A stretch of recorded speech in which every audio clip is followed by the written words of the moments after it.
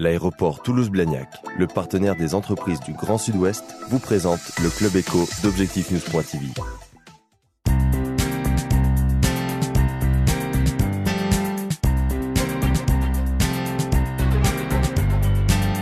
Bonsoir et bienvenue dans le Club Éco d'Objectif-News.tv. Je suis heureuse de recevoir aujourd'hui Emmanuel Lassalle, présidente de la FNIM 31, qui représente notamment les agents immobiliers. Bonsoir. Bonsoir. Est-ce qu'on peut revenir peut-être déjà pour commencer sur les prix concernant peut-être Toulouse et autour de Toulouse? Oui, donc on est sur des prix qui restent stables sur Toulouse, donc on est autour de 2700 à 2800 € le mètre carré. Vous avez des prix maximum en plein centre-ville pour des biens de grande qualité et des très bons emplacements qui se vendent autour de 5000 € le mètre carré, y compris pour des grands appartements. Et ensuite, vous avez les immeubles années 60 qui n'ont pas été adaptés aux conditions du développement durable, l'isolation thermique, etc. Et là, on est autour de 2000 € le mètre carré. C'est des prix que vous jugez comment? Réalistes? Oui, c'est des prix réalistes dans la mesure où vous avez effectivement une différence qui se fait entre selon la qualité du bâtiment et selon l'emplacement.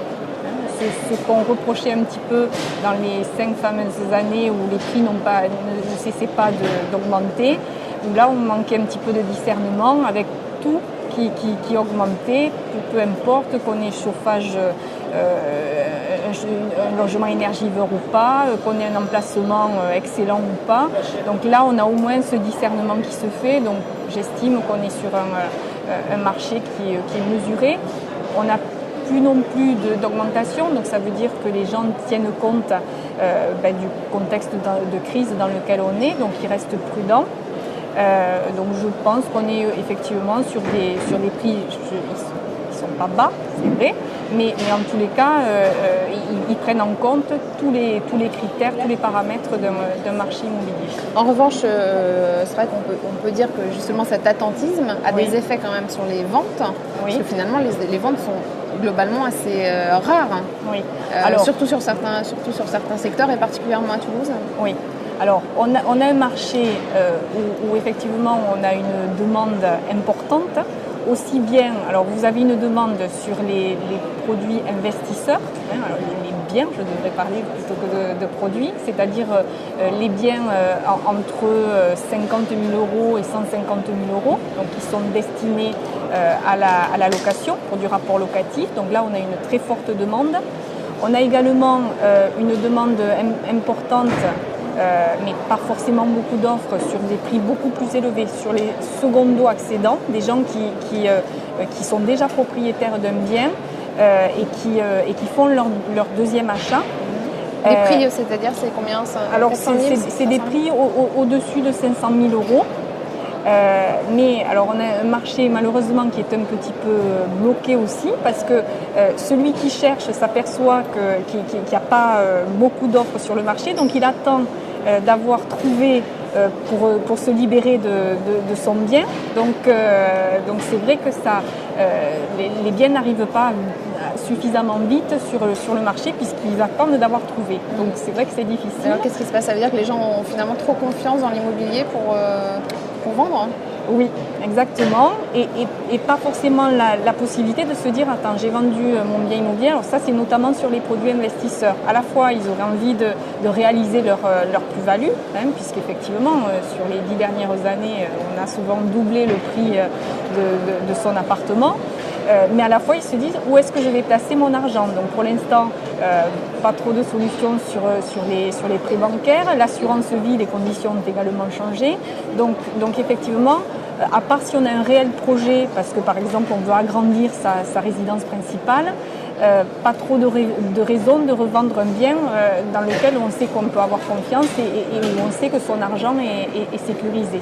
Vous diriez, vous, que le marché est un peu bloqué là à Toulouse en ce moment? Alors, il y a toujours quand même des ventes qui se font parce que vous avez toujours des gens qui sont mutés. Alors, surtout que jusqu'à maintenant, les gens qui étaient mutés, certains se disaient « je vais mettre en location ». Mais avec la réforme de la plus-value, les gens se disent « attends, donc tant que je suis en résidence principale, je revends ma résidence principale, je suis exonéré de plus-value ». si je garde mon bien et que je veux le revendre avant 30 ans, je vais être obligée de payer une plus-value. Donc effectivement, sur cela, forcément, ils vont peut-être certainement faire le choix de vendre leur appartement. Donc il y aura, et puis vous aurez toujours les accidents de la vie, les divorces, les successions. Donc il y aura quand même un mouvement, mais il est comme les gens essaient de garder leurs biens, effectivement. On a une demande qui est importante et une offre qui ne s'exprime pas suffisamment. Cette tendance que vous diagnostiquez à Toulouse, oui. Elle se constate aussi dans le reste du département ou même en dehors dans la région Midi-Pyrénées? Non, c'est quand même propre à Toulouse. Hein. On est quand même sur une ville qui est portée par l'industrie de l'aéronautique, par l'industrie de la pharmacie, des biotechnologies. On a également un secteur agroalimentaire qui est aussi très, très porteur. Donc on est dans un contexte économique qui est quand même très privilégié à Toulouse. Hein. Donc si j'interroge les présidents de la FNAIM des autres départements, ils ne sont pas dans cette situation parce qu'économiquement, leur ville n'attire pas. Donc nous, on le sait, hein, on a un solde migratoire qui est positif depuis des années avec beaucoup de nouveaux arrivants. C'est vrai qu'on devrait continuer à bénéficier de ce qu'entraînent les commandes d'Airbus, etc. Donc nous, continuer à bénéficier d'une demande importante de logement. C'est pour ça qu'on vend d'ailleurs, vous avez des délais, si le bien est au prix, hein, des délais entre la mise en vente et la vente réelle qui sont assez courts. Moi, quand j'entends les présidents des autres départements, ce n'est pas le cas. Ils rentrent de l'offre, ils essaient de faire baisser les prix baissent, mais pour autant ne rencontrent pas forcément de demande. Est-ce qu'on estime le nombre de logements qui serait nécessaire? Non. Il n'y a pas malheureusement tout à fait d'estimation. On le voit en étant, c'est d'ailleurs dommage, hein. Exactement, je ne pense pas qu'il y ait d'études. Alors, c'est peut-être des études qu'il faudrait faire mener de manière plus pointue pour pas justement se retrouver à un moment donné, on crée des logements neufs sans savoir si effectivement ça correspond ou pas à une demande et des fois on se retrouve comme sur certains marchés, vous l'avez entendu sur Rodez, vous l'avez entendu sur Montauban. Bon, comme il n'y a pas d'études, on continue à construire parce qu'il y a des terrains qui se libèrent pour pouvoir construire et pas forcément en se posant la question est-ce qu'il y a bien la demande et jusqu'à quand. Donc ça, effectivement, on n'a pas d'études là-dessus. Voilà un nouveau projet pour vous. Merci Emmanuelle Lassalle. Merci beaucoup.